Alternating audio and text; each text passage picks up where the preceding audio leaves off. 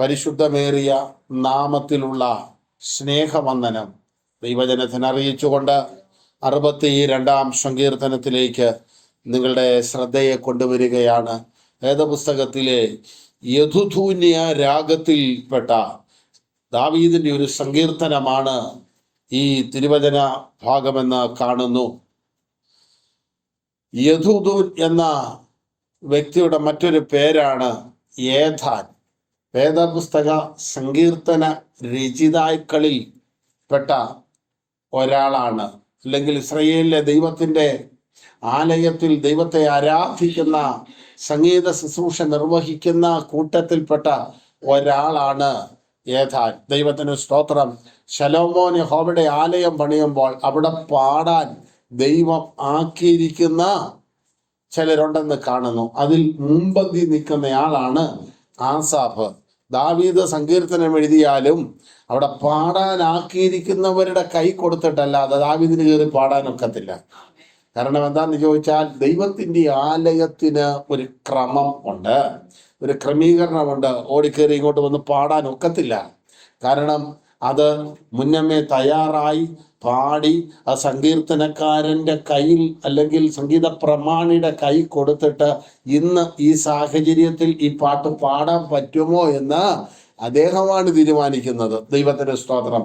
അപ്പോൾ ആലയത്തിലെ ചെറിയ ശുശ്രൂഷയെന്ന് നമുക്ക് തോന്നുന്നത് പോലും അത്ര ചെറിയ ശുശ്രൂഷയല്ലെന്നാണ്. ദൈവത്തിൻ്റെ ആലയത്തിൽ നടക്കുന്ന ഏതൊരു ശുശ്രൂഷയും ദൈവാത്മാവിൻ്റെ നിയോഗപ്രകാരമുള്ളതാണ്. ദൈവാത്മാവിൻ്റെ നിയോഗപ്രകാരം ആയിരിക്കണം. അല്ലെങ്കിൽ ദൈവാലയത്തിൽ ദൈവാത്മാവ് വസിക്കുന്ന ആലയത്തിൽ ദൈവഹിതമല്ലാത്തത് നടക്കുമ്പോൾ ദൈവത്തിൻ്റെ ഇടപെടൽ അവിടെ ഉണ്ടാകുവാനിടയാകും. ദൈവത്തിന് സ്തോത്രം. അപ്പോൾ ദൈവാലയത്തിൽ വേദപുസ്തക സങ്കീർത്തന രചയിതാക്കളിൽ ഒന്നാമത് നിൽക്കുന്ന ദാവീദാണ്. ദാവീദ്, ആസാഫ്, കോരഹപുത്രന്മാർ ഹേമാൻ, ഏഥാൻ, യദുഥൂൻ, മോശെ, ശലോമോൻ ഇവരൊക്കെയാണ് വേദപുസ്തക സങ്കീർത്തന രചയിതാക്കൾ. ദൈവത്തിന് സ്തോത്രം.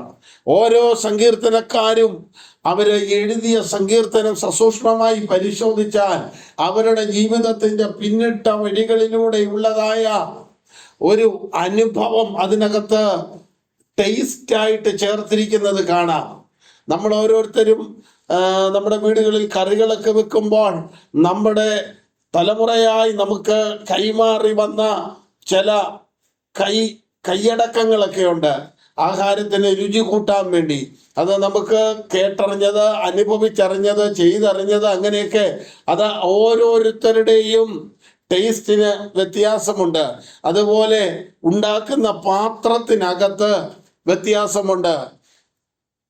അലുമിനിയം പാത്രത്തിൽ വെക്കുന്ന പോലെയല്ല ഓടിൻ്റെയോ പിച്ചളയുടെയോ പാത്രത്തിൽ വെക്കുന്നത്, ഇതുപോലെയൊന്നുമല്ല മൺപാത്രത്തിൽ വെക്കുന്നത്. അങ്ങനെ ഓരോ പാത്രത്തിനും വെക്കുന്നതിൻ്റെ രുചിക്കും വ്യത്യാസമുള്ളതുപോലെ നാം ഇവിടെ ഇരിക്കുന്ന ഓരോരുത്തരും ആരാധിക്കുന്ന ദൈവം ഒന്നാണെങ്കിലും അവനെ അനുഭവിച്ചറിഞ്ഞ വഴി വേറെയാണ്, സാഹചര്യം വേറെയാണ്, എക്സ്പീരിയൻസുകൾ വേറെയാണ്, സാഹചര്യങ്ങൾ വേറെയാണ്. സാഹചര്യങ്ങൾ പലതാണെങ്കിലും ദൈവം ഒന്നാണ്. ദൈവത്തിന് സ്തോത്രം. വ്യത്യസ്ത സാഹചര്യങ്ങളിലൂടെ ദൈവത്തെ അനുഭവിച്ചറിഞ്ഞവന് മറ്റൊരാളുടെ അനുഭവമാണ് ശരിയെന്ന് പറഞ്ഞാൽ അത് ഉൾക്കൊള്ളാൻ കഴിയണമെന്നില്ല. കാരണം ഇതവന്റെ ജീവിതത്തിന്റെ അനുഭവമാണ്. ദൈവത്തിന് സ്തോത്രം. ഇസ്രായേലിലെ സംഗീത പ്രമാണികളായ ആസാഫിനോടും ഹേമാനോടും ചേർത്ത് ഈ ഏഥാന്റെ പേരും പറഞ്ഞിരിക്കുന്നത് നമുക്ക് തിരുവചനത്തിൽ കാണുവാൻ കഴിയുന്നുണ്ട്. 1 ദിനവൃത്താന്ത പുസ്തകം 15:17 16:41 25 1-2 വാക്യങ്ങളിലൊക്കെ ഈ ഒരു ഭാഗം നമുക്ക് കാണാം. അങ്ങനെ വരുമ്പോൾ ഇതിലെ ഉള്ളടക്കം സസൂക്ഷ്മമായി പരിശോധിക്കുമ്പോൾ സങ്കീർത്തനക്കാരനായ ദാവീദ് ഈ സങ്കീർത്തനം എഴുതിയത് തൻ്റെ മകനായ അബ്ശലോം കുമാരൻ തനിക്ക് വിരോധമായി മത്സരിക്കുന്ന കാലത്താണ് ദൈവസന്നിധാനത്തിൽ ഈ സങ്കീർത്തനം താൻ എഴുതിയത്. വളരെ ബുദ്ധിമാനായിരുന്നു അബ്ശലോം. രാജാവ് സിംഹാസനത്തിൽ ഇരുന്ന് ഭരിക്കുമ്പോൾ രാജാവിന്റെ അടുക്കലേക്ക് ചെല്ലുന്ന ആളുകളെ പ്രാകാരത്തിൽ നിന്ന് കെട്ടിപ്പിടിച്ച് ചുംബനം ചെയ്ത് ഹസ്തദാനമൊക്കെ ചെയ്ത് അങ്ങനെ വാക്കുകൾ കൊണ്ട് സന്തോഷിപ്പിച്ച് ദാവീദിന്റെ അടുക്കലോട്ട് വിടും. ദാവീദ് ചെല്ലുമ്പോൾ ആരാ എന്നാ എവിടുന്ന കാര്യത്തിന് തീരുമാനമുണ്ടാക്കി വിടും. പക്ഷേ മയമുള്ള ഇടപെടൽ അബ്ശലോമിന്റെയും നീതിയുള്ള വിധി ദാവീദിൻ്റെതുമായിരുന്നു. എന്നാൽ ജനത്തിന് ഈ മയമുള്ള ഇടപെടലിനോടാ താല്പര്യം. പിന്നീട് നാം വായിക്കുന്നത് എങ്ങനെയാണ്? ഇങ്ങനെ അബ്ശലോം കുമാരൻ ജനത്തിന്റെ ഹൃദയത്തെ വശീകരിച്ചു കളഞ്ഞു. ദൈവാലയത്തിൽ, ദൈവസന്നിധിയിൽ, രാജകൊട്ടാരത്തിൽ ന്യായപാലനത്തിന് ദാവീദ് ഇരിക്കുമ്പോൾ ദാവീദിന്റെ അടുക്കൽ വരേണ്ട ആളുകൾ, ദാവീദിനോട് ചേരേണ്ട ആളുകൾ ദാവീദിനോട് ചേരാതെ മറുഭാഗത്തേക്ക് പോകത്തക്കവണ്ണം അങ്ങനെ ജനത്തെ വശീകരിച്ച് അബ്ശലോം കുമാരൻ ഒരു ഗ്രൂപ്പ് ഉണ്ടാക്കി. അവിടെ ഇങ്ങനെയാണ് വായിക്കുന്നത്: ഈ ജനമെല്ലാം എൻ്റെ അടുക്കൽ വരികയും ഞാൻ അവർക്ക് ന്യായപാലനം ചെയ്യത്തക്കവണ്ണം എന്നെ ഇസ്രായേലിന്റെ രാജാവാക്കിയിരുന്നെങ്കിൽ കൊള്ളായിരുന്നു എന്ന് താൻ പറയുന്നു. അങ്ങനെ ഒരു കൂട്ടം ആളുകളെ കൊണ്ടുവന്ന് ദൈവസന്നിധാനത്തിൽ ദാവീദിന്റെ ഉപദേശക വൃന്ദത്തിൽ പോലും സ്പ്ലിറ്റ് ഉണ്ടാക്കി മറ്റൊരു കൂട്ടത്തിലേക്ക് ഒരു ഗ്രൂപ്പ് ഉണ്ടാക്കി. ദാവീദിൽ നിന്ന് അബ്ശലോം മാറിപ്പോയി അവർ കിരീടധാരണത്തിന് വേണ്ട ക്രമീകരണങ്ങളൊക്കെ ചെയ്തു. എന്തിനേറെ, ദാവീദിന്റെ കരള് വിറയ്ക്കുന്ന അനുഭവം ജീവിതത്തിൽ വരുമ്പോൾ, ക്ഷീണങ്ങൾ ജീവിതത്തിൽ വരുമ്പോൾ, നിരാശ ജീവിതത്തിൽ വരുമ്പോൾ ആലോചന ദൈവത്തിൽ നിന്ന് പറഞ്ഞു കൊടുക്കുന്നയാളാണ് അഹീതോഫേൽ. രണ്ടാമതൊരുവനാണ് അർഖ്യനായ ഹൂശായി. ഇവരൊക്കെ ദൈവസന്നിധാനത്തുകൾ ദാവീദിന്റെ മന്ത്രിസഭയിലെ ആലോചനക്കാരാണ്. അതിലെ ഏറ്റവും കരുത്തനായ ആളാണ് അഹീതോഫേൽ. അദ്ദേഹത്തിന്റെ ആലോചനയെ കുറിച്ച് പറയുന്നത് ദൈവത്തിന്റെ ആലോചന പോലെയാണെന്ന്, എന്ന് പറഞ്ഞാൽ ഒട്ടും പിഴയ്ക്കാത്ത ആലോചന. ആ അഹീതോഫേൽ പോലും അബ്ശലോമിന്റെ കൂട്ടത്തിലേക്ക് മാറിപ്പോയ സാഹചര്യം വന്നു.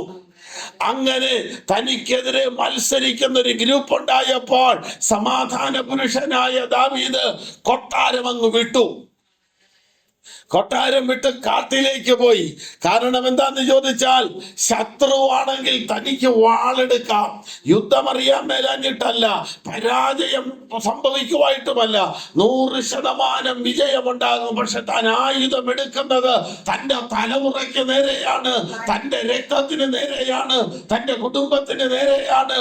അതുകൊണ്ട് താൻ ആയുധം എടുക്കേണ്ടതിന് പകരം ആത്മീയന്റെ മനോഭാവത്തോടെ വിഷയങ്ങളുടെ നടുവിൽ നിന്ന് ഒഴിഞ്ഞു പോകുന്നത് നാം കാണുന്നു. ഈ സങ്കീർത്തനത്തിലൂടെ നമുക്ക് ലഭ്യമാകുന്ന ഒരു ആത്മീയ പാഠം, നമ്മൾ പലപ്പോഴും കാര്യങ്ങൾ പരിഹരിക്കുവാനും നമ്മുടേതായ രീതിയിൽ കൈകാര്യം ചെയ്യുവാനും തോന്നുമ്പോൾ പലപ്പോഴും അത് നമ്മുടെ പ്രിയപ്പെട്ടവർക്ക് നേരെ, നമ്മുടെ കുടുംബത്തിന് നേരെ, നമ്മുടെ ജീവിതത്തിന് നേരെ വാളെടുക്കുന്നതിന് തത്തുല്യമായി മാറുമ്പോൾ ആ വിഷയം ദൈവകരങ്ങളിലേക്ക് വെച്ചുകൊണ്ട് ആളൊഴിഞ്ഞൊന്ന് കടന്നു പോകാമെങ്കിൽ ദൈവത്തിന് സ്തോത്രം. ഈ സങ്കീർത്തനത്തിന്റെ സമാപനത്തിലെ വാക്യം പോലെ അവൻ ഓരോരുത്തരും അവനവന്റെ പ്രവൃത്തിക്ക് തക്കവണ്ണമുള്ള പ്രതിഫലം കൊടുക്കുന്ന ദൈവമാണെന്ന് ദാവീദിന്റെ കണ്ണിൽ കാണത്തക്ക നിലയിൽ ദൈവ കാര്യങ്ങളെ ക്രമീകരിച്ചു കൊടുക്കുന്നത് കാണുന്നു. ദാവീദിന്റെ ഒരു പ്രത്യേകത എന്തെന്ന് ചോദിച്ചാൽ, ദൈവം പറയാത്ത ഒരു യുദ്ധവും താൻ ചെയ്യല. ഞാൻ പോണോ, ഞാൻ യുദ്ധം ചെയ്യണോ, ഞാൻ വിജയിക്കുമോ, ആൾനാശം ഉണ്ടാകുമോ, ഇങ്ങനെയുള്ള മുഴുവൻ കാര്യവും ചോദിച്ച് പോക എന്ന് ദൈവത്തിന്റെ ആത്മാവ് ആലോചന പറഞ്ഞെങ്കിൽ മാത്രമേ ദാവീദ് പോകൂ.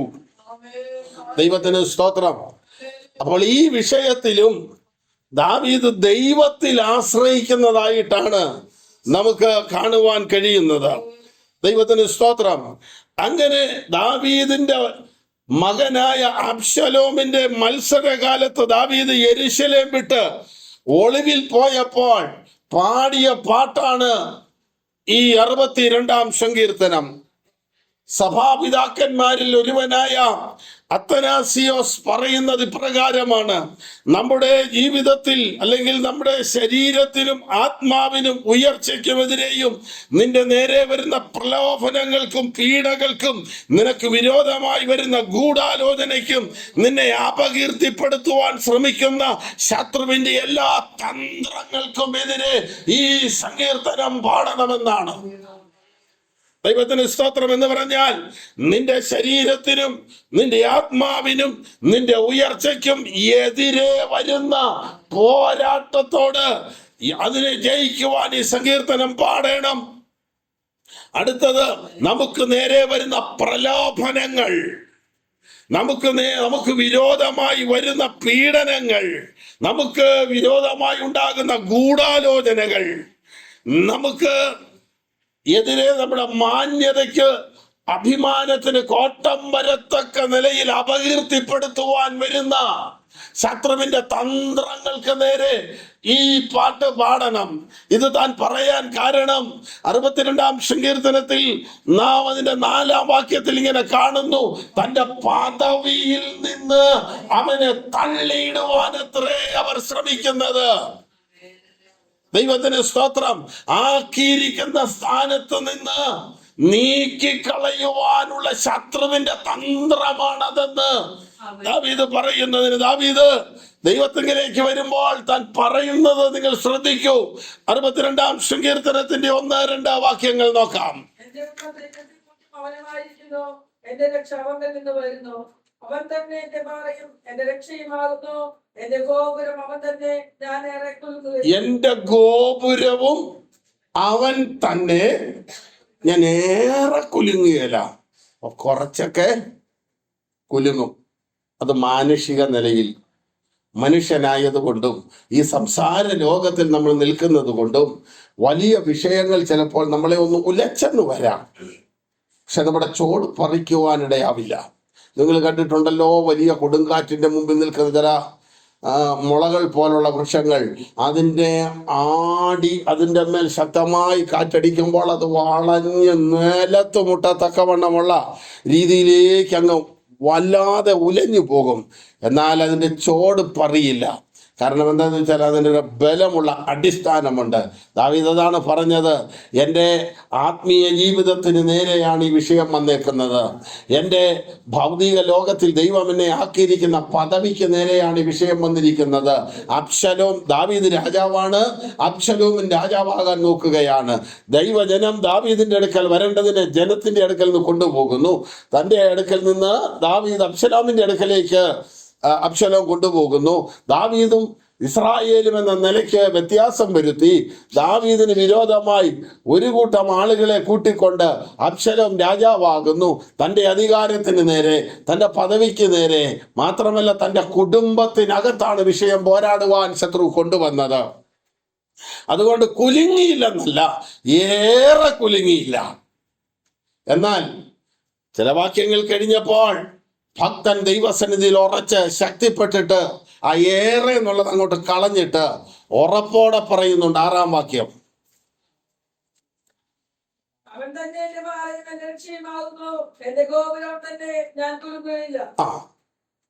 അപ്പോൾ ഞാൻ ദൈവത്തിൽ ആശ്രയിക്കുന്നു, ദൈവം എന്റെ സങ്കേതമാകുന്നു, ഞാൻ ഏറെ കുലുങ്ങുകയില്ലെന്ന് പറഞ്ഞെടുത്ത് എന്തിനാണ് ശത്രു ഇത് ചെയ്യുന്നതെന്ന് കാര്യം പിടികിട്ടി കഴിഞ്ഞപ്പോൾ 4-ാം വാക്യത്തിൽ ആ കാര്യം പിടികിട്ടുന്നുണ്ട്. തന്റെ പദവിയിൽ നിന്ന് അവനെ തള്ളിയിടുവാൻ എത്ര ശത്രു ശ്രമിക്കുന്നത്. അപ്പോൾ ശത്രു പോരാടുന്നതിന്റെ ഉദ്ദേശം എന്താണെന്ന് തിരിച്ചറിഞ്ഞപ്പോൾ തന്റെ ജീവിതത്തിൽ കുലുങ്ങിയ അനുഭവം അങ്ങ് മാറി. ദൈവത്തിന് സ്തോത്രം. ഒരു വിഷയത്തിന്റെ പിന്നിലെ ശത്രുവിന്റെ തന്ത്രം എന്തെന്ന് തിരിച്ചറിഞ്ഞാൽ അതുവരെ ഉണ്ടായിരുന്ന കുലുക്കം നമ്മെ വിട്ട് മാറുവാനിടയാകും.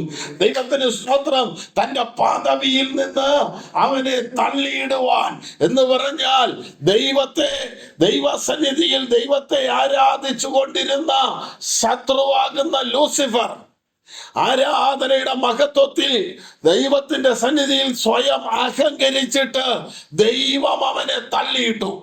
ദൈവം തള്ളിയിട്ടവൻ ഇപ്പോൾ ദൈവത്തെ ആരാധിക്കുന്നവരെ തള്ളിയിടുവാൻ തുടങ്ങുകയാണ്.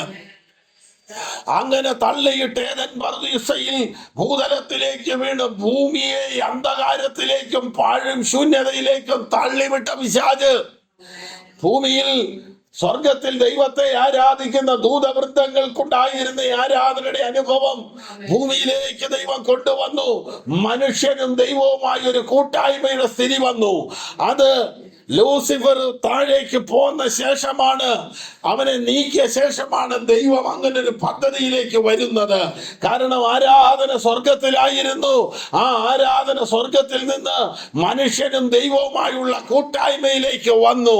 വെയിലാറുമ്പോൾ യഹോവയായ ദൈവം മനുഷ്യനെ തേടി ഏദൻ തോട്ടത്തിലേക്ക് വരും. അപ്പോൾ നമ്മൾ ചിന്തിക്കേണ്ട ഒരു കാര്യം, കൂട്ടായ്മയെ ആഗ്രഹിച്ചത് മനുഷ്യനേക്കാൾ ആഗ്രഹിച്ച ദൈവമാ. മനുഷ്യൻ അന്ന് ഇന്നും വലിയ താല്പര്യമൊന്നുമില്ല, പക്ഷെ കർത്താവിനാണ് താല്പര്യം. 2 or 3 പേർ എന്റെ നാമത്തിൽ കൂടി വരുന്നിടത്തൊക്കെയും അവരുടെ മുമ്പിൽ നിങ്ങൾ എന്നെ ക്ഷണിക്കണ്ട, ഞാൻ ഉണ്ട്. അപ്പൊ ദൈവത്തിനത് ആഗ്രഹമാണ്. ഇനി തിരിച്ചു വരുന്ന കാര്യത്തിലും രണ്ടാമത് വരുന്ന കാര്യത്തിലും ആഗ്രഹം കർത്താവിനാ. ഇതാ ഞാൻ വേഗം വരുന്നു. സഭ പറയുന്നത് എന്നതാ? ആമേൻ കർത്താവേ വരണമേ, വേഗമില്ല. കണ്ടോ? അപ്പോൾ ദൈവജനത്തോടുള്ള ബന്ധത്തിൽ, എപ്പോഴും മനുഷ്യനോടുള്ള ബന്ധത്തിൽ ആഗ്രഹം ദൈവത്തിന്. വെയിലാറിയപ്പോൾ യഹോവയായ ദൈവം തോട്ടത്തിലേക്ക് ഇറങ്ങി വന്നു. മനുഷ്യൻ ദൈവസന്നിധിയിലേക്ക് കയറി ചെല്ലുകയല്ല, മനുഷ്യന്റെ അടുക്കലേക്ക് ദൈവം ഇറങ്ങി വരികയാ. അത് പഴയ നിയമകാലത്തും പുതിയ നിയമകാലത്തും അങ്ങനെ തന്നെയാണ്. എന്നാൽ മനുഷ്യൻ വീണ് പോയപ്പോൾ, മനുഷ്യൻ വീണ് പാപത്തിൽ നകന്നു പോയപ്പോൾ, മനുഷ്യൻ യാഗങ്ങളിലൂടെയും കർമ്മങ്ങളിലൂടെയും ആചാരങ്ങളിലൂടെയും അനുഷ്ഠാനങ്ങളിലൂടെയും ഒരു നീതീകരണത്തിന് വേണ്ടി ദൈവസന്നിധിയിലേക്ക് കയറി ചെല്ലുന്ന സ്ഥിതി വന്നു. അതുകൊണ്ടാണ് ധൈര്യത്തോടെ കൃപാസനത്തോട് അടുത്തു വരിക. അങ്ങോട്ട് ചെല്ലുവാൻ തക്കവണ്ണം പരിശ്രമിച്ചു. എന്നാലും യാഗങ്ങൾ കൊണ്ടും ബലികൾ കൊണ്ടും കർമ്മങ്ങൾ കൊണ്ടും മനുഷ്യന്റെ പാപപരിഹാരം എന്നത് അസാധ്യമായി വന്നപ്പോൾ വീണ്ടും ദൈവം മനുഷ്യന്റെ അടുക്കലേക്ക് ഇറങ്ങി വരുവാൻ ആഗ്രഹിച്ചു. ദൈവത്തിന് സ്തോത്രം. ആടുകളുടെയും കോലാടിന്റെയും രക്തം പാപപരിഹാരം വരുത്തുവാൻ പോരാതെ വന്നപ്പോൾ യേശു ക്രിസ്തു എന്ന ദൈവ കുഞ്ഞാട് ഇഹത്തിലേക്ക് ഇറങ്ങി വന്ന് ഇഹത്തിലായിരുന്ന മനുഷ്യനെ പരത്തിലാക്കുവാൻ പരമോന്നതൻ, പരിശുദ്ധൻ, പാപികളോട് വേർപെട്ട ദൈവപുത്രൻ ഈ പാർത്തലത്തിലേക്ക് ഇറങ്ങി വന്ന് നമ്മുടെ പാപപരിഹാരം അവന്റെ തിരുമേനിയിൽ ഏറ്റെടുത്തു. ദൈവത്തിന് സ്തോത്രം. അപ്പോൾ നിങ്ങൾ മനസ്സിലാക്കേണ്ട ഒരു കാര്യം, ആ ഉന്നതമായ സ്വർഗീയ സാന്നിധ്യത്തിന്റെ മഹിമയിൽ വിരാജിച്ച ലൂസിഫർ അഹങ്കരിച്ചപ്പോൾ ആ അഹങ്കാരം അവന്റെ പദവിയിൽ നിന്ന് അവനെ താഴേക്ക് തള്ളിയിടുവാൻ കാരണമായെങ്കിൽ, താഴെ വീണ പിശാച് ദൈവത്തെ ആരാധിക്കുന്ന മനുഷ്യനെ കണ്ടപ്പോൾ ദൈവവും മനുഷ്യനുമായുള്ള ബന്ധത്തിൽ നിന്ന് അവനെ തള്ളിയിടുവാനിടയായി. അങ്ങനെ ആദാമിന്റെ വീഴ്ച മാനവകുലത്തിന്റെ വീഴ്ചയായി. ആദാമിന്റെ തെറ്റ് മനുഷ്യവർഗത്തിന്റെ തെറ്റായി. ആദാമിന്റെ വീഴ്ച ലോകത്തിന്റെ വീഴ്ചയായി മാറി. ഇന്ന് പകൽ ഓർക്കണം, എന്റെയും നിന്റെയും വീഴ്ച നമ്മുടെ കുടുംബത്തിന്റെ വീഴ്ചയാകരുത്, നമ്മുടെ സഭയുടെ വീഴ്ചയാകരുത്.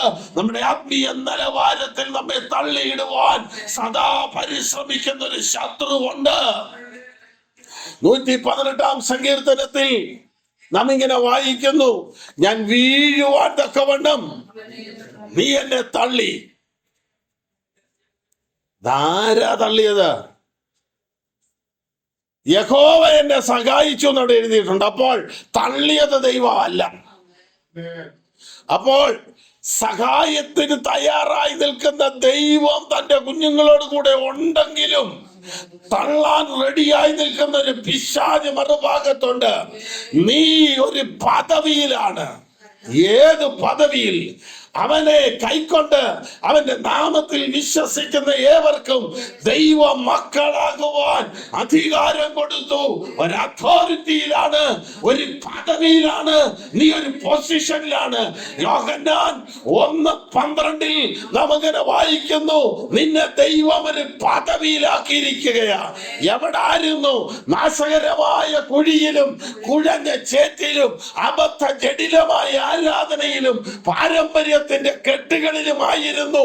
അല്ല, വേദപുസ്തക വീക്ഷണത്തിൽ പത്രോസിന്റെ ശൈലിയിൽ പറഞ്ഞാൽ അന്ധകാരത്തിലായിരുന്നു.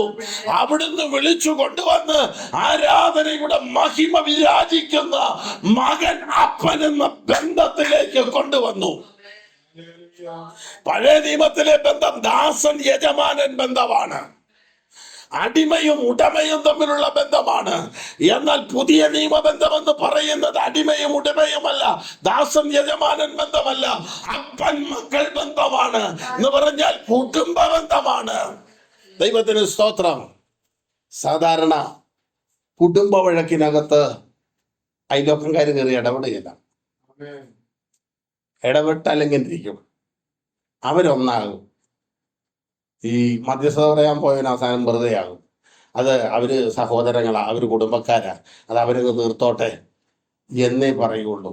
കുടുംബ വഴക്കിനകത്തും കുടുംബ പ്രശ്നത്തിനകത്തും മറ്റൊരാൾ കയറുകയില്ല. എന്ന് പറഞ്ഞാൽ നീയും നിന്റെ ദൈവവും തമ്മിലുള്ള അതിനിടയ്ക്കുണ്ടാകുന്ന വിഷയങ്ങൾക്ക് പരിഹാരം വരുത്താൻ വേറൊരുത്തം വരത്തില്ല. ആ ബന്ധം ക്ലിയർ ആക്കേണ്ടത്, ആ ബന്ധം ഉറപ്പാക്കേണ്ടത് വ്യക്തിപരമായ കാര്യമാണ്. വ്യക്തിപരമായ കാര്യമാണ്. ദാവീദിന് മനസ്സിലായി, ദാവീദിനെ ദൈവമാക്കിയിരിക്കുന്ന പദവിയിൽ നിന്ന് തള്ളിയിടുവാനാണ് ശത്രു നോക്കുന്നത്. മറ്റൊരു വേദഭാഗത്ത് ശ്രദ്ധിക്കേണ്ട ഒരു കാര്യവും കൂടെ നാം കാണുന്നുണ്ട്. നമുക്ക് നോക്കാം.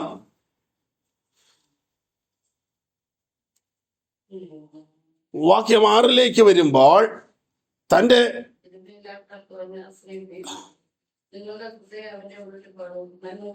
6 വാക്യത്തിൽ അവൻ തന്നെ എന്റെ പാറയും എന്റെ രക്ഷയുമാകുന്നു, ഞാൻ കുലുങ്ങുകയില്ല. നീതിമാനെ ഇരുട്ടത്ത് എയ്യേണ്ടതിന് കൈപ്പുള്ള വാക്കായ അസ്ത്രം ഞാനിന്മേൽ തൊടുക്കുന്നു. നിങ്ങൾ ഓർക്കണം, ദൈവ പൈതലിന് നേരെ വലിച്ചു വിട്ട് ലക്ഷ്യം വെക്കുന്ന അസ്ത്രമെന്ന് പറയുന്നത് ലോകത്തിലെ മൂർച്ചയുള്ള ആയുധമല്ല, കൈപ്പുള്ള വാക്കായ അസ്ത്രം. നാവിന് കഴിച്ചാൽ മധുരം ചെന്നാൽ മാറും, വാക്ക് ഹൃദയത്തെ കയ്പിച്ചാൽ അത് മാറുകയില്ല. ആ വാക്ക് അങ്ങനെ കിടക്കും, അടിച്ച വേദന മാറും, പറഞ്ഞ വാക്ക് മറക്കുകയില്ല. അങ്ങനെ കയ്പുള്ള വാക്കായ അസ്ത്രം ഞാനിന്മേൽ തൊടുത്തു വിടുന്നതിന്റെ ഉദ്ദേശം തന്റെ പദവിയിൽ നിന്ന് അവനെ തള്ളുവാനാ. ദൈവത്തിന് സ്തോത്രം. നിന്നെ ഒരു സ്ഥാനത്ത് ദൈവമാക്കുമ്പോൾ തന്നെ നിന്നെ അവിടുന്ന് തള്ളുവാൻ തയ്യാറായി നിൽക്കുന്ന ഒരു പിശാചുണ്ടെന്നും കൂടെ ഇന്ന് പകൽ മറന്നു പോകരുത്. തന്നെ ആ പദവിയിൽ ഇരിക്കാൻ, ആ പദവിയിൽ തുടരാൻ അനുവദിക്കാത്തൊരു ശത്രു ഉള്ളപ്പോൾ തന്നെയാണ് ദൈവം നിന്നെ ഒരു പദവിയിലാക്കുന്നത്. ദൈവത്തിന് സ്തോത്രം. ദൈവ പൈതലേ, നീ പ്രാർത്ഥിച്ചാൽ നിന്റെ അപ്പൻ കേൾക്കും. നീ പ്രാർത്ഥിച്ചാൽ നിന്റെ അപ്പം കേൾക്കും. നിന്റെ കണ്ണ് നിറഞ്ഞാൽ സ്വർഗം ശാന്തമായി ഇരിക്കയില്ല, അവൻ ഇറങ്ങി വരും. അങ്ങനെയാണെങ്കിൽ അങ്ങനെ ഒരു ബന്ധത്തിൽ, അങ്ങനെ ഒരു പദവിയിലാണ് ഇരിക്കുന്നത്. അങ്ങനെ ഒരു പദവിയിൽ ഇരിക്കുമ്പോൾ തന്നെ നിന്നെ തകർക്കുവാൻ, നിന്നെ ഇളക്കുവാൻ, നിന്നെ ഉലച്ചു കളയുവാൻ, നിന്നെ കുലുക്കുവാനുള്ള വിഷയങ്ങൾ ജീവിതത്തിനകത്തേക്കും കുടുംബത്തിനകത്തേക്കും മാറി മാറി ശത്രു കൊണ്ടുവരുമ്പോൾ ദൈവത്തിന്റെ ആത്മാവ് അകത്ത് പ്രാപിച്ച ദൈവ പൈതൽ പറയണം, ഞാൻ ഏറെ കുലുങ്ങുകയില്ല. ദൈവത്തിന് സ്തോത്രം. ഏറെ കുലുങ്ങിയല്ലാത്തതിന്റെ കാരണം ഈ സങ്കീർത്തനത്തിൽ കാണുന്നുണ്ട്. ദൈവം നമ്മുടെ സങ്കേതമാകും. ദൈവത്തിന് സ്തോത്രം. 46-ാം സങ്കീർത്തനത്തിലും ഇതേ കാര്യം തന്നെ ആവർത്തിച്ച് പറയുവാനിടയാകുന്നുണ്ട്. സങ്കീർത്തനം 62, 63 സങ്കീർത്തനങ്ങൾ തമ്മിൽ അഭേദ്യമായ ചില ബന്ധങ്ങളും പ്രയോജനകരമായ ചില പാഠങ്ങളും നമുക്ക് കാണുവാൻ കഴിയുന്നുണ്ട്. അത് പ്രകാരമാണ് നമ്മുടെ ഹൃദയത്തിലെ വിശ്വാസം പലപ്പോഴും ദൈവത്തിനും സൃഷ്ടിക്കുമായി വേർപിരിക്കാറുണ്ട്, അല്ലെങ്കിൽ വിഭജിക്കാറുണ്ട്. നമ്മുടെ ഹൃദയത്തിലെ വിശ്വാസം ദൈവത്തിനും സൃഷ്ടിക്കുമായിട്ട് എന്ന് പറഞ്ഞാൽ, വിശ്വാസം, നമ്മുടെ ഹൃദയത്തിനകത്തെ വിശ്വാസം ദൈവവുമായും സാഹചര്യവുമായി രണ്ടായി വിഭജിക്കും. നമ്മൾ നിയമമുണ്ടെങ്കിലും മാനുഷിക പരിഗണനയും കൂടെ വെക്കാറില്ലേ ചില കാര്യങ്ങളിൽ? മാനുഷിക പരിഗണന നിസ്സാരമായിട്ട് എല്ലാവരും ഒരു ആശുപത്രിയിലോ അല്ലെങ്കിൽ ഒരു സർക്കാർ സ്ഥാപനത്തിലോ ക്യൂ നിൽക്കുക എന്നോർത്തോ, അന്നേരമാണ് നടക്കാൻ മേലാതെ 2 കൈയിലും വടിയും കുത്തിയൊരു മനുഷ്യൻ വരുന്നു. അവിടെ നിൽക്കാനും ഇടയില്ല, ഇരിക്കാൻ കസാരയില്ല. പുള്ളി ഏറ്റവും ഒടുവിൽ ഇങ്ങനെ നിൽക്കുകയാണെങ്കിൽ അയാളവിടെ നിന്നോട്ടെ എന്ന് വെച്ചാൽ കുറച്ച് കഴിയുമ്പോൾ അയാളുടെ ശവം കൊണ്ട് നമ്മൾ പോകുന്ന ഒരു നിലയിലേക്ക് വരുമെന്നുള്ള ബോധ്യം വരുന്നത് കൊണ്ട് ഉടനെ നിയമത്തിന് പകരം മാനുഷിക പരിഗണന. അതുപോലെ സർക്കാർ PSC ലിസ്റ്റിൽ വരെ പേരുണ്ടായിട്ടും റാങ്ക് ലിസ്റ്റിനകത്തുണ്ടായിട്ടും ജോലി കൊടുക്കാതെ റാങ്ക് ലിസ്റ്റ് ക്യാൻസലായി പോകുമ്പോഴും, ചില കുടുംബങ്ങളിൽ അനാഥത്വം വരുമ്പോൾ, ചില അപകടങ്ങൾ വന്ന അപ്പനും അമ്മയും എല്ലാം മരിച്ചു ഒരു കുഞ്ഞൊക്കെ തന്നെ ശേഷിച്ചിരിക്കുകയാണെങ്കിൽ മാനുഷിക പരിഗണനയിൽ അതിനൊരു സർക്കാർ ജോലി, ഒരു സാധ്യതകളുമില്ല, ഒരു ഓപ്ഷനും ഇല്ല, അങ്ങനെ ഒരു പരിപാടിയില്ല. പക്ഷേ ഒരു പ്രത്യേക കാറ്റഗറിക്കകത്ത് അത് കൊണ്ടുവന്നിട്ട് ഒരു ജോലി അതിന് കൊടുക്കത്തക്കവണ്ണം ഒരു ക്രമീകരണം. അതെന്തിനു കൊടുത്തെന്നും പറഞ്ഞ് ആരും കൊടിയും പിടിക്കാറില്ല, അല്ലാതെയൊക്കെ കൊടുത്ത തീരുവ. അപ്പോൾ മാനുഷിക പരിഗണനയ്ക്കായിട്ടും സാഹചര്യങ്ങൾക്കായും ദൈവത്തിനായും നമ്മുടെ ഹൃദയത്തിലെ വിശ്വാസം മാറാറുണ്ട്. 1, നമ്മൾ ദൈവത്തെ ആഴമായി വിശ്വസിക്കുന്നു. 2, സാഹചര്യം നോക്കിയാൽ ഒരു കാലത്തും നടക്കാൻ സാധ്യതയില്ലാതെ വരുമ്പോൾ സാഹചര്യത്തിലേക്ക് പോണോ ദൈവത്തിൽ ആശ്രയിക്കണോ എന്ന് നമ്മുടെ ഹൃദയം നിന്ന് തേങ്ങുന്ന ഒരു അവസ്ഥ നമ്മുടെ ജീവിതത്തിൽ ഉണ്ടാകും. പലപ്പോഴും സൃഷ്ടിക്കും സാഹചര്യത്തിനും ദൈവത്തിനുമായി വിഭജിക്കപ്പെടാറുണ്ട്. അപ്പോൾ ദൈവത്തിൽ മാത്രം നാം ആശ്രയിക്കണം, അവനിൽ മാത്രം നാം ആശ്രയിച്ചുകൊണ്ട് അവൻ എൻ്റെ പാറയും എൻ്റെ രക്ഷയും എന്ന് പറയണമെന്നാണ് ഈ സങ്കീർത്തനം നമ്മളെ പഠിപ്പിക്കുന്നത്. അവത് പറയുന്നു, സാഹചര്യത്തിലേക്ക് നോക്കിയാൽ കുലുങ്ങി നിൽക്കുക, വിറച്ച് നിൽക്കുക, ഒന്നും ചെയ്യാനൊക്കുന്നില്ല. വല്ലതും പറയാനൊക്കുവോ? പറയാതിരിക്കാനൊക്കുവോ? നാട്ടുകാർ പറയല്ലേ, നിന്റെ വിശേഷപ്പെട്ട ഭരണം കൊണ്ടാണ് ഇപ്പൊ തലമുറ അപ്പുറത്തോട്ട് മാറി കിരീടമൊക്കെ വെച്ച് രാജാവാകുന്നത്. അപ്പൊ നിന്റെ പാട്ടും പ്രാർത്ഥന എന്ത് ചെയ്യും? അപ്പോൾ ഒന്ന് പറഞ്ഞ് രണ്ടാമത്തേതിനെ കുലുങ്ങി നിൽക്കുന്ന സാഹചര്യമാണ്. അപ്പൊ സാഹചര്യത്തിലേക്ക് പോണോ ദൈവത്തിൽ ആശ്രയിക്കണോ എന്നറിയാതെ വിഷമിക്കുന്ന സാഹചര്യത്തിലാണ് ദാവീദ് പറയുന്നു, എൻ്റെ ഉള്ളം ദൈവത്തെ നോക്കി മൗനമായിരിക്കുന്നു. ദൈവത്തിന് സ്തോത്രം. ചിലയിടത്ത് നമ്മൾ വാ തുറക്കാൻ ദൈവം ആഗ്രഹിക്കുന്നില്ല, ചിലയിടത്ത് നമ്മൾ മിണ്ടാതിരിക്കാനാണ് ദൈവം ആഗ്രഹിക്കുന്നത്. എന്തിന്? ദൈവത്തിന് പ്രവർത്തിക്കുവാൻ, ദൈവത്തിന് അവസരമുണ്ടാകുവാൻ നമ്മൾ മൗനമായിരിക്കണം. നമ്മുടെ മൗനത ദൈവത്തിൻ്റെ പ്രവർത്തിക്ക് കാരണമാകുന്നെങ്കിൽ, ദൈവപ്രവർത്തി വെളിപ്പെടുവാൻ അത് കാരണമാകുന്നെങ്കിൽ നാം മൗനമായിരിക്കുന്നതാണ് ദൈവത്തിന് ഇഷ്ടം. ദൈവത്തിന് സ്തോത്രം. അപ്പോൾ നമ്മുടെ മൗനതയിലും പ്രവർത്തിക്കുന്ന ഒരു ദൈവത്തെയാണ് നാം കാണുന്നത്. നമുക്ക് ചില സമയത്ത് മാനസിക സംഘർഷങ്ങളുടെ നീർക്കയത്തിനകത്തേക്ക് പോയാൽ പ്രാർത്ഥിക്കാനൊന്നും ഒക്കത്തില്ല. പ്രാർത്ഥിക്കാൻ ഇരുന്നാലും ഇരുന്ന് കരഞ്ഞ് സമയം കളഞ്ഞ്, അല്ലെങ്കിൽ പല ചിന്തകളിലൂടെ കടന്നുപോയി നാം തകർന്നു പോകാറുണ്ട്. അപ്പോൾ നമ്മുടെ അകത്തുനിന്ന് വരുന്നത് ഒരു ഞരക്കമാവാം, ഒരു തേങ്ങലാവാം. ആ തേങ്ങല് പോലും പ്രാർത്ഥനയായി ഉൾക്കൊള്ളുവാൻ കഴിയുന്ന ഒരു ദൈവമാണ് നമ്മുടെ ദൈവം. അതുകൊണ്ട് ഈ പകൽ ദൈവസന്നിധിയിൽ ദൈവത്തെ ആരാധിക്കുന്ന ദൈവ പൈതലെ, എല്ലാ കാര്യത്തിനും സൊല്യൂഷൻ കണ്ടുപിടിക്കുവാൻ, എല്ലാ പ്രോബ്ലത്തിനും പരിഹാരമുണ്ടാക്കുവാൻ, എല്ലാ പരിശോധനകൾക്കും പ്രതിവിധി ഉണ്ടാക്കാൻ നീ പോകണ്ട. നീ കുലുങ്ങുന്ന സാഹചര്യം വന്നാലും അത് ഏറെ കുലുങ്ങുന്നതിന് മുമ്പ് ദൈവം നിന്നെ ഉറപ്പിക്കും. നീ മൗനമായിരുന്നാൽ. 46-ാം സങ്കീർത്തനത്തിലും ഇതേ കാര്യം ആവർത്തിക്കുന്നു. മിണ്ടാതിരുന്ന് ഞാൻ ദൈവമെന്നറിയുവീൻ. 39-ാം സങ്കീർത്തനത്തിൽ ദാവീദിനെ നോക്ക്.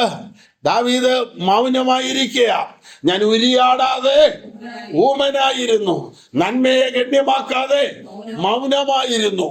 അപ്പോൾ മൗനമായി ഇരുന്ന ദാവീദ് 40-ാം സങ്കീർത്തനത്തിലേക്ക് വരുമ്പോൾ, ഞാൻ യഹോവയ്ക്കായി കാത്തിരുന്നു, അവൻ എങ്കലേക്ക് ചാഞ്ഞ് എന്റെ നിലവിളി കേട്ടു. മൗനമായിരുന്നാലും നിന്റെ അകം തകരുന്നത് കാണുന്ന, നിന്റെ ഹൃദയം നുറുങ്ങുന്നത് കാണുന്ന, നിന്റെ അനാഥത്വം കാണുന്ന, നിന്റെ ഏകാന്തത കാണുന്ന, നിനക്ക് ആരുമില്ലാത്തത് കാണുന്ന, നീ ഒറ്റയ്ക്കായി പോയത് കാണുന്ന, നിന്റെ വ്യസനം കാണുന്ന ഒരു ദൈവമുണ്ട്. ദൈവത്തിന് സ്തോത്രം. കർത്താവിന്റെ വചനം പറയുന്നു, നിന്റെ ഉള്ളം, നിന്റെ ജീവിതം മൗനമായി ദൈവത്തെ നോക്കിയിരിക്കെ. ദൈവത്തിന് സ്തോത്രം. മിണ്ടാതിരുന്നിട്ട് ദൈവത്തിന്റെ നോട്ടം കൂടെ പോകരുത്. ചില പിള്ളേർ കെറുവിച്ച് പുറംതിരിഞ്ഞ് നിൽക്കുന്ന പോലെ നിൽക്കരുത്. നോട്ടം ദൈവത്തെ തന്നെ ആയിരിക്കണം, മൗനമായിട്ടിരുന്നാലും. എന്ന് പറഞ്ഞാൽ നീ പറയാനുള്ളതെല്ലാം ദൈവത്തോട് പറഞ്ഞിട്ടുണ്ട്. കൂടെ കൂടെ കൂടെ കൂടെ ഇങ്ങനെ പറയണ്ട. അവൻ അതിന്റെ പ്രതിവിധി ഉണ്ടാക്കുവാൻ നീ മൗനമായിരിക്കെ. നിന്റെ ഉള്ളം ദൈവത്തെ നോക്കി മൗനമായിരിക്കട്ടെ.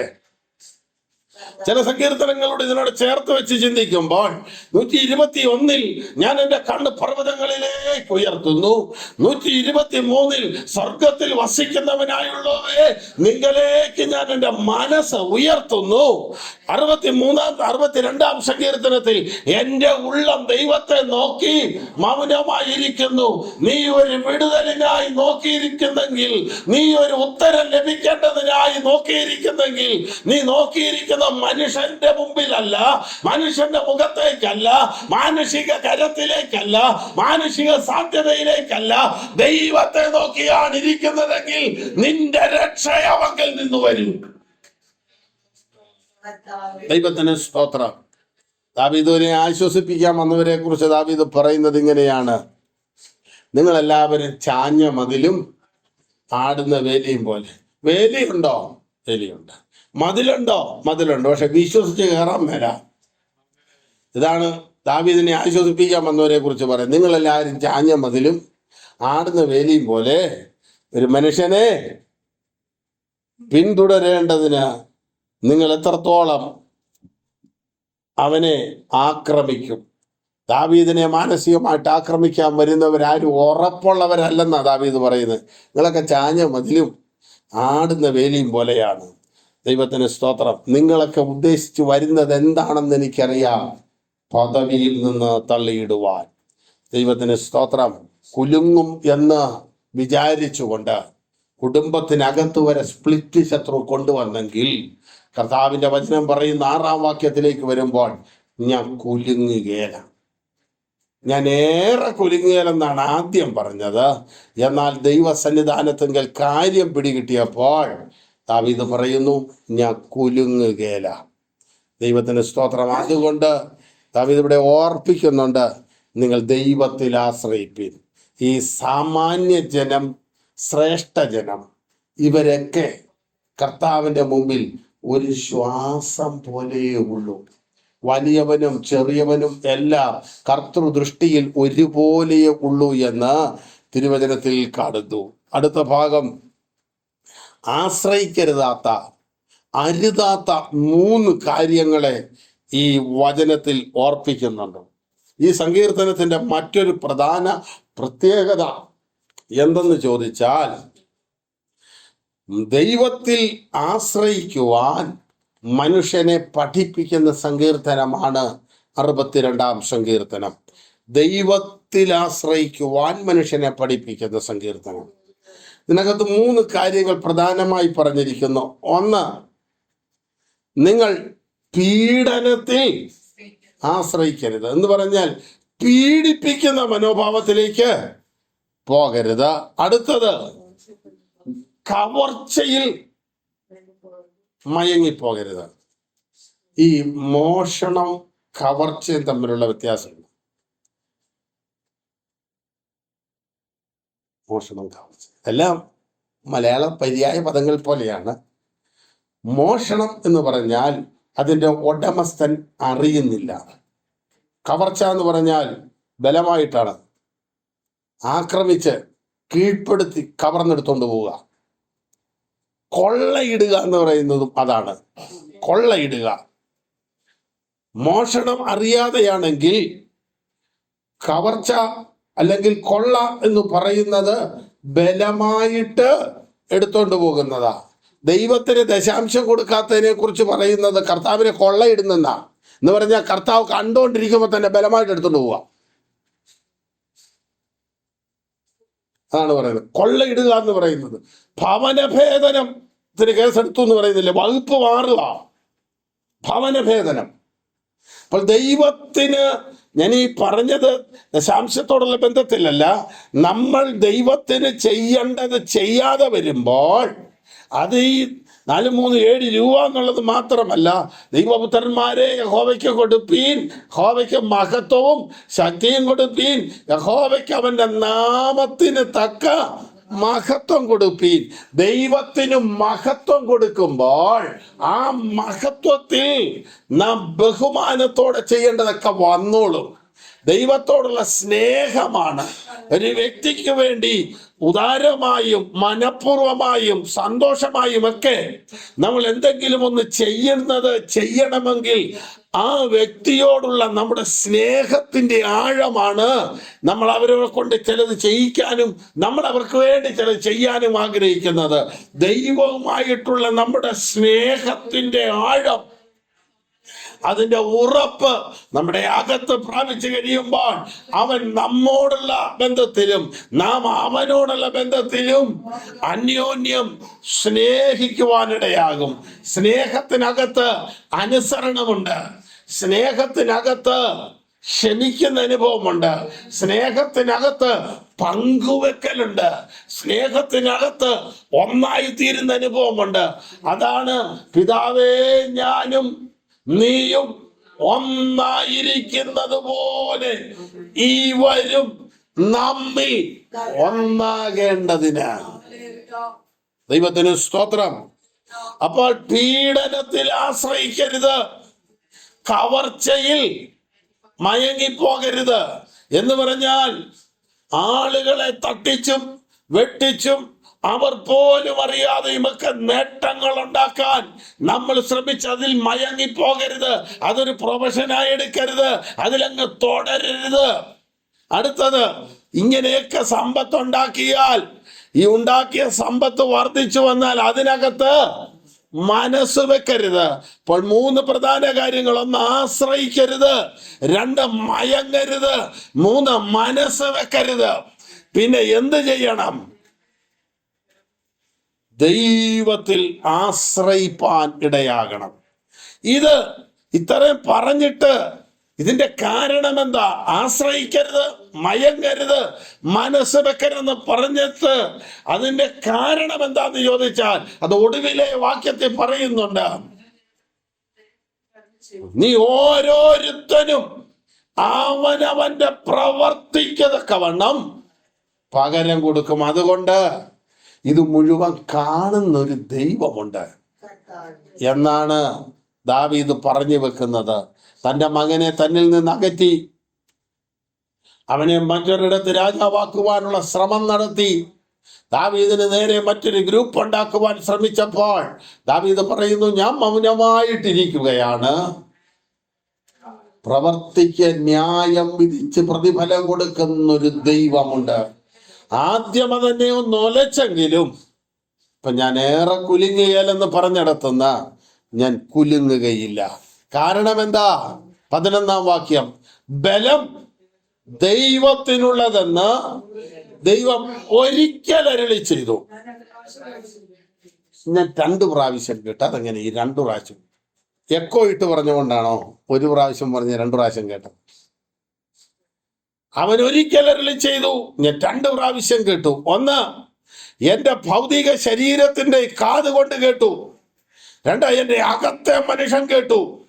2 പ്രാവശ്യം കേട്ടു എന്ന് വേദപുസ്തകത്തിൽ 2 പ്രാവശ്യം എടുത്തു പറയുന്ന കാര്യങ്ങൾ ഉറപ്പുള്ളതും നീങ്ങിക്കൂടാത്തതും ഗൗരവമുള്ള കാര്യവുമാണ്. ഫറവോൻ ഒരു സ്വപ്നം 2 രീതി കണ്ടു. 7 കറ്റകൾ ഉയർന്നു നിൽക്കുന്നത്, 7 പശുക്കള്, മെലിഞ്ഞ പശുക്കള്, ഉണങ്ങിയ കതിര്. അങ്ങനെ സ്വപ്നം 2 കണ്ടപ്പോൾ യോസഫ് അതിനെ വ്യാഖ്യാനിച്ചു പറയുന്നു, രാജാവേ, സ്വപ്നം 2 ഒന്ന് തന്നെ. ഇത് 2 പ്രാവശ്യം ഉണ്ടായതോ ഇത് വേഗത്തിൽ സംഭവിക്കാനുള്ളതും നീങ്ങിപ്പോകാത്തതുമാകുന്നു.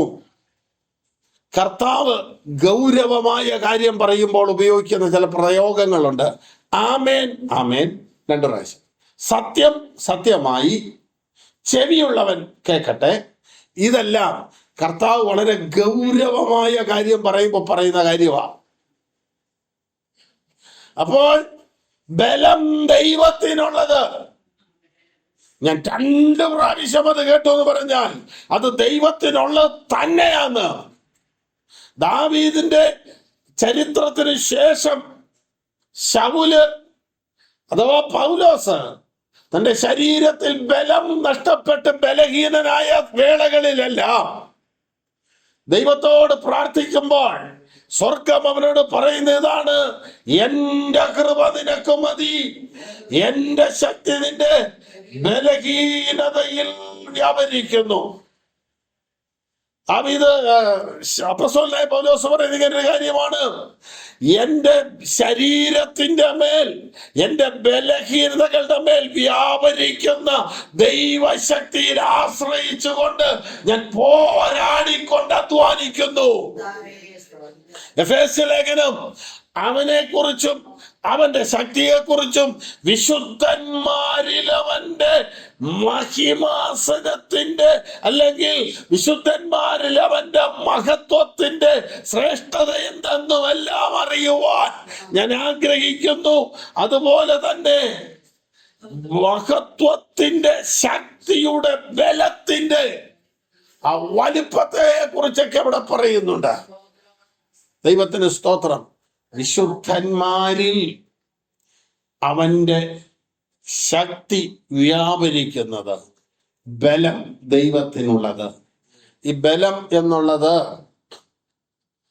വേദപുസ്തകത്തിൽ ഒരർത്ഥത്തിലല്ല, നാനാർത്ഥത്തിൽ ഉപയോഗിച്ചിരിക്കുന്ന ഒരു പദപ്രയോഗമാണ്. 84-ാം സങ്കീർത്തനത്തിൽ ബലം നിന്നിലുള്ള മനുഷ്യൻ ഭാഗ്യവാൻ. ആ നിന്നിലുള്ള ബലം എന്ന് പറയുന്നത് ശാരീരികമായ ബലമല്ല, അത് ആശ്രയത്തെയാണ് കാണിക്കുന്നത്. ബലം എന്ന വാക്ക് പക്ഷിക്ക് അതിൻ്റെ ബലം എന്ന് പറയുന്നതിൻ്റെ കൂടാണ്. വൃക്ഷത്തിന് അതിൻ്റെ ബലം എന്ന് പറയുന്നത് അതിലുണ്ടാകുന്ന ഫലമോ അതിൻ്റെ കൊമ്പുകളോ തടിയുടെ വണ്ണമോ അല്ല, അതിൻ്റെ വേരിൻ്റെ ബലമാണ്. അതാണ് പൗലോസ് പറയുന്നത്, നീ അഹങ്കരിക്കണ്ട, നീയല്ല വേരത്ര നിന്നെ ചുമക്കുന്നത് എന്ന് പറയുന്നത്. അപ്പോൾ നമ്മുടെ ബലം എന്നതാ? പക്ഷിക്ക് ബലം അതിൻ്റെ കൂടാണ്. നമുക്ക് നമ്മുടെ ബലം എന്താ? എൻ്റെ ബലമായ യഹോവേ, യഹോവ എൻ്റെ ജീവന്റെ ബലം. കഴിഞ്ഞ ആഴ്ചയും കേട്ടതാ. എൻ്റെ ബലം എന്ന് പറയുന്ന എൻ്റെ ആശ്രയം ദൈവമാണ്. അപ്പോൾ അവിടെ ബലം എന്ന് ഉദ്ദേശിക്കുന്നത് നാം കാണുന്ന ബലമല്ല, ആശ്രയമാണ്. അശ്വബലത്തിൽ അവന് പ്രസാദിക്കുന്നില്ല, പുരുഷന്റെ ഉരുക്കളിൽ അവൻ പ്രസാദിക്കുന്നില്ല. അശ്വബലത്തിൽ അവന് ഇഷ്ടം തോന്നുന്നില്ല. അവിടെ ബലം എന്ന് ഉദ്ദേശിക്കുന്നത് ശാരീരിക ബലം തന്നെയാണ്. അപ്പോൾ ആ ബലമല്ല ഈ ബലം. ഈ ബലം ദൈവത്തിനുള്ളത് എന്ന് ദൈവം പറഞ്ഞിരിക്കുന്നത് അത് പരമാധികാരം എന്ന അർത്ഥത്തിലാണ്. കാര്യങ്ങൾ കൺട്രോൾ ചെയ്യുന്നത് ഞാനാണ്. ബലം ദൈവത്തിനുള്ളത്. ദൈവത്തിന് സ്തോത്രം. അപ്പോൾ ദൈവമാണ് ബലം. ദൈവത്തിൽ ആശ്രയിക്കുന്നവനും ബലവാനാണ്. ദൈവത്തിന് സ്തോത്രം. കർത്താവിന്റെ സന്നിധിയിൽ ദാവീദ് കുലുങ്ങാതെ നിൽക്കാനുള്ള കാരണം ദൈവമാണ് അവന്റെ സങ്കേതം. യഹോവ എന്റെ ജീവന്റെ ബലം. ദൈവം എന്റെ ബലമാണ്. അത് 18-ാം സങ്കീർത്തനത്തിലും 144-ാം സങ്കീർത്തനത്തിലുമെല്ലാം അതവൻ ആവർത്തിക്കുന്നുണ്ട്. എന്ന് പറഞ്ഞാൽ എന്റെ വാളല്ല, എന്റെ കൈയല്ല, എന്റെ അമ്പും വില്ലുമല്ല, എന്റെ അഭ്യാസായോധന മുറകളല്ല, എന്റെ സൈന്യമല്ല, എന്റെ അധികാരമല്ല, എന്റെ പദവികളല്ല, എന്റെ പൊസിഷൻ അല്ല എന്നെ രക്ഷിക്കുന്നത് യഹോവയാണ്.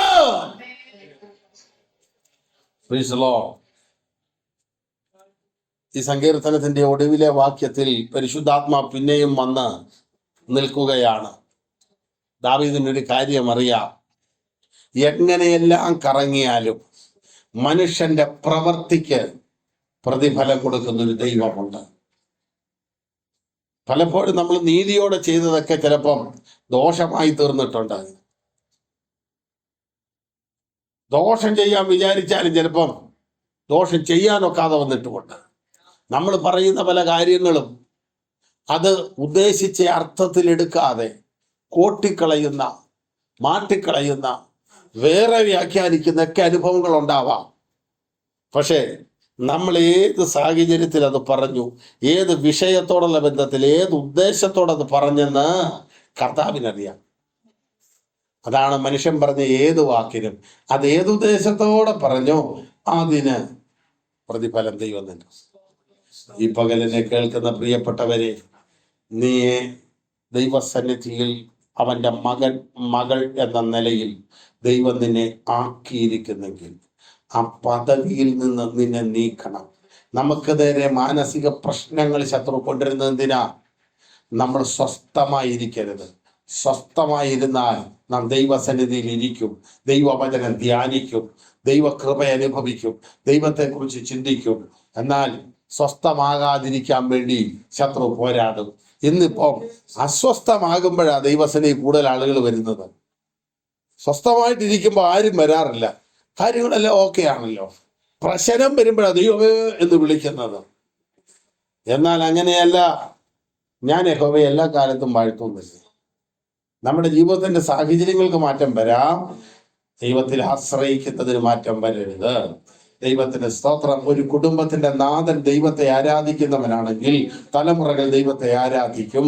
ഒരു കുടുംബത്തിന്റെ നാഥൻ ദൈവത്തിൽ ആശ്രയിക്കുന്നവനാണെങ്കിൽ ആ കുടുംബം ദൈവത്തിൽ ആശ്രയിക്കും. ഒരു രാജാവ് ദൈവത്തിന്റെ ആശ്രയിക്കുന്നവനാണെങ്കിൽ ആ രാജ്യം ദൈവത്തിൽ ആശ്രയിപ്പാൻ ഇടയാകും. ദൈവത്തിന് സ്തോത്രം. അതുകൊണ്ട് ദാവീദ് പറയുന്നു, ഞാൻ ചില വിഷയത്തിൽ മൗനമായി ഇരിക്കുന്നത് ദൈവം പ്രവർത്തിക്കാനായിട്ടുള്ള അവസരമാണ്. ദൈവത്തെ കൊണ്ട് പ്രവർത്തിപ്പിക്കാൻ നമ്മുടെ മൗനതയ്ക്ക് കഴിയുമെങ്കിൽ, പ്രിയപ്പെട്ടവരെ, ഞാൻ ചിലയിടത്ത് മിണ്ടാതിരുന്ന് തോറ്റുപോയെന്ന് തോന്നിയാലും, പരാജയപ്പെട്ടു പോയെന്ന് തോന്നിയാലും, കുറ്റക്കാരനെ പോലെ ആയാലും അത് നീതീകരിക്കാൻ വാതുറക്കാതെ മൗനമായിരുന്നാൽ ആ മൗനതയുടെ ഇടവഴി പ്രവർത്തിക്കുന്ന ഒരു ദൈവമുണ്ട്. അതാണ് ദൈവം. ചിലയിടത്ത് നമുക്ക് എല്ലാ കാര്യവും ഒക്കെ ഈ മൈക്കും കൊണ്ട് വന്നേച്ച് അവര് ചോദ്യം ചോദിക്കും. നമ്മൾ പറയാൻ തുടങ്ങുമ്പോഴത്തേക്ക് അവർ പിന്നെ അത് മാറ്റി വെച്ച് അവര് തന്നെ വേറെ കാര്യം പറഞ്ഞിട്ട് പിന്നെ ഇങ്ങനെ കൊണ്ടുവരും. അത് പറയാൻ തുടങ്ങുമ്പോഴത്തേക്കും അത് പറയും. ചുരുക്കി പറഞ്ഞാൽ നമ്മളൊന്നും പറഞ്ഞില്ല, നമ്മൾ പറയാൻ തുടങ്ങുന്നതൂടെ അവർ ഊഹിച്ചെടുത്തേച്ച് ഇങ്ങനെയൊക്കെയാ വരാൻ പോകുന്നതെന്ന് പറയും. എന്നാൽ ഭക്തൻ ദൈവസന്നിധിയിൽ മൗനമായിരുന്നാൽ, മൗനമായിരിക്കുമ്പോഴും നമ്മുടെ ഹൃദയം വാചാലമാണ്. അതാണ് അതിന്റെ പ്രത്യേകത. നമ്മുടെ ബുദ്ധി കൊണ്ട്, നമ്മുടെ വാക്കുകൊണ്ട് പറയുന്നതിൽ കൂടുതൽ കാര്യം പറയാൻ നമ്മുടെ മൗനതയിൽ കഴിയും. ഇല്ലേ? കഴിയും. കാരണം നമുക്ക് ശാരീരികമായി സഞ്ചരിക്കാൻ കഴിയുന്നത് കൂടുതൽ വേഗത്തിലും കൂടുതൽ വിശാലതയിലും നമ്മുടെ മനസ്സുകൊണ്ട് സഞ്ചരിക്കാൻ കഴിയുമല്ലോ. അപ്പോൾ നാം ശാരീരികമായ അക്ഷരീകമായ മാനുഷിക വാക്കുകളുടെ പ്രാർത്ഥനയേക്കാൾ നമ്മുടെ മൗനതയിൽ നമ്മുടെ ഹൃദയം വിശാലമായി യാത്ര ചെയ്ത് ചിന്തിച്ചു പ്രാർത്ഥിച്ചു കൊണ്ടിരിക്കും. അപ്പോൾ ഞാൻ ദൈവത്തെ നോക്കി മൗനമായിരിക്കും. എന്തിന്? എൻ്റെ വിഷയത്തിനകത്തേക്ക് ദൈവം നോക്കുവാൻ. എൻ്റെ വിഷയത്തിനകത്തേക്ക് ദൈവം നോക്കേണ്ടതിന് ഞാൻ അവനെ നോക്കി മൗനമായിരിക്കുന്നു. എൻ്റെ രക്ഷ അവങ്കൽ. ലോകത്തിൽ ആരൊക്കെ എന്തൊക്കെ വഴികൾ തുറന്നു തരാമെന്ന് പറഞ്ഞാലും അതൊന്നും ശാശ്വതമല്ല, അതൊന്നും പൂർണ്ണമല്ല. എന്തെങ്കിലുമൊക്കെ മനുഷ്യൻ ചെയ്തിട്ടുണ്ടെങ്കിൽ അവരെ കാണുമ്പോൾ ഓച്ചാനിച്ചും വിനയപ്പെട്ടും ഒക്കെ നിൽക്കേണ്ടി വരും. അല്ലെങ്കിൽ അവരെന്തേലും പറഞ്ഞാൽ അത് നാം ചെയ്യേണ്ടതായിട്ട് വരും. എന്നാൽ ദൈവം എന്തേലും ചെയ്താൽ അതിനൊന്നും കണക്കില്ല, കാര്യങ്ങളില്ല. നന്ദി ദൈവത്തോട് മതി. അതറിയാവുന്ന ദാവീദ്, ഞാൻ ദൈവത്തെ നോക്കി മൗനമായിരിക്കുന്നു, എൻ്റെ രക്ഷ അവങ്കൽ നിന്ന് വരുന്നു. പ്രിയരെ, ഈ നല്ല പകൽ കർത്താവിൻ്റെ മുഖത്ത് നോക്കി ദൈവത്തിൽ ആശ്രയിച്ച് ദൈവകൃപയിൽ നിറഞ്ഞ് നമ്മുടെ വിഷയങ്ങളെ ദൈവ പാദത്തിങ്കൽ വെച്ച് അതിൻ്റെ മേലൊരു ദൈവപ്രവൃത്തി ഉണ്ടാകുവാൻ നോക്കി കാത്തിരിക്കാം. നമുക്ക് വേണ്ടി പ്രവർത്തിക്കുന്ന ഒരു ദൈവമുണ്ട്. നീ ഏറെ കുലുങ്ങാതെ പിടിച്ചു നിന്നെങ്കിൽ ആ ഏറെ കുലുങ്ങുകയെന്നുള്ളത് മാറി ഞാൻ ഒരു നാളും കുലുങ്ങുകയെന്ന് പറയുവാൻ ദൈവം വഴി തുറക്കും. നമ്മുടെ ഇടയിൽ വ്യാപരിച്ചെഴുന്നേറ്റ അന്ധകാരത്തിന്റെ പൂരികളുടെ മേൽ ദൈവം വിജയവും വിടുതലും നൽകി മാനിക്കട്ടെ. സർവാശ്വാസങ്ങളുടെ കർത്താവിന്റെ കരത്തിൽ ഏൽപ്പിക്കാം. ഈ സങ്കീർത്തന വചനങ്ങളാൽ ദൈവമായ കർത്താവ് നമ്മെ സഹായിക്കുകയും അനുഗ്രഹിക്കുകയും ചെയ്യുമാറാം.